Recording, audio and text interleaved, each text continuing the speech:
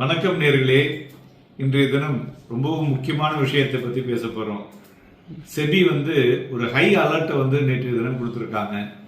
என்னன்னு பார்த்தீங்கன்னாக்க, முன்னாடிலாம் ஸ்டாக் மார்க்கெட்டுக்குள்ளே ஸ்கேம் நடக்கும், புரோக்கர்ஸ்லேயோ இல்லை மெர்ச்சன்ட் பேங்கர்லேயோ அது மாதிரி. ஆனால் இப்போ எப்படி ஆகுதுன்னா, ஸ்டாக் மார்க்கெட்டுக்கு வெளியில் ஸ்டாக் மார்க்கெட்னு சொல்லி ஃபின் இன்ஃப்ளூயன்சர்ஸ், வெப்சைட்டு, வாட்ஸ்அப்பு, தென் யூடியூப் மூலியமாக நிறைய ஸ்கேம் நடந்து கொண்டிருக்கிறது. அதுவும் ஒவ்வொரு நாளைக்கும் பார்த்தீங்கன்னாக்க இந்த கிரீடுனால நிறைய பேர் பணத்தை கொடுத்துட்டு மாட்டிக்கிட்டு அதுக்கப்புறம் தேவையில்லாமல் விஷயத்தை பேசிட்டு இருக்காங்க. ஸோ அதனால செபி என்ன சொல்றாங்க, ஸோ இது மாதிரியான ஒரு டெவலப்மெண்ட்ஸை இண்டிவிஜுவல் இன்வெஸ்டர்ஸ் முதல்ல தெரிஞ்சுக்கணும். எனி மணி நீங்கள் பணம் போடுறீங்கன்னா அந்த புரோக்கர் அக்கௌண்ட் உங்களுக்கு இருக்கும். அந்த எல்லா புரோக்கர்ட்டுமே அந்தந்த இண்டிவிஜுவல் அக்கௌண்ட் எஸ்க்ரோ அக்கௌண்ட்டாகத்தான் இருக்கும். ஸோ அதேமாரி அக்கௌண்ட்டுக்கு தான் போகணும். அதேமாரி ஷேர் வாங்கினா உங்களுக்கு எஸ்எம்எஸ் வரும், கான்ட்ராக்ட் நோட் வரும். இது ரெண்டும் வரலன்னா அது என்ன ஏதுங்கிறது உடனே நீங்கள் ஆக்ஷனை எடுக்கணும்.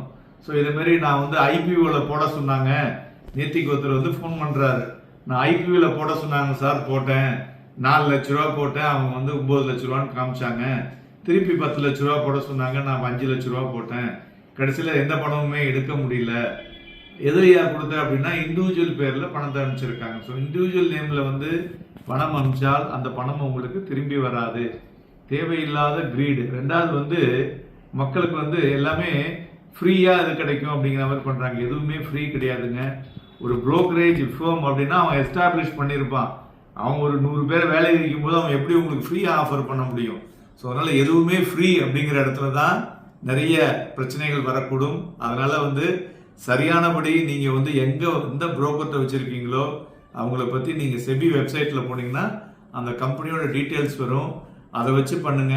இதில் மெயினாக பார்த்தீங்கன்னாக்க நிறைய விக்டிம் இந்த ரிட்டையர்டு எம்ப்ளாயீஸ், அதே மாதிரி யங்ஸ்டர்ஸ், 25 வயசுலேருந்து 35 வயசு உள்ள யங்ஸ்டர்ஸ் பார்த்தீங்கன்னாக்க கிட்டத்தட்ட 5700 கோடி ரூபாய் விட்டுருக்காங்க இந்த ஒரு குறுகிய காலத்தில்.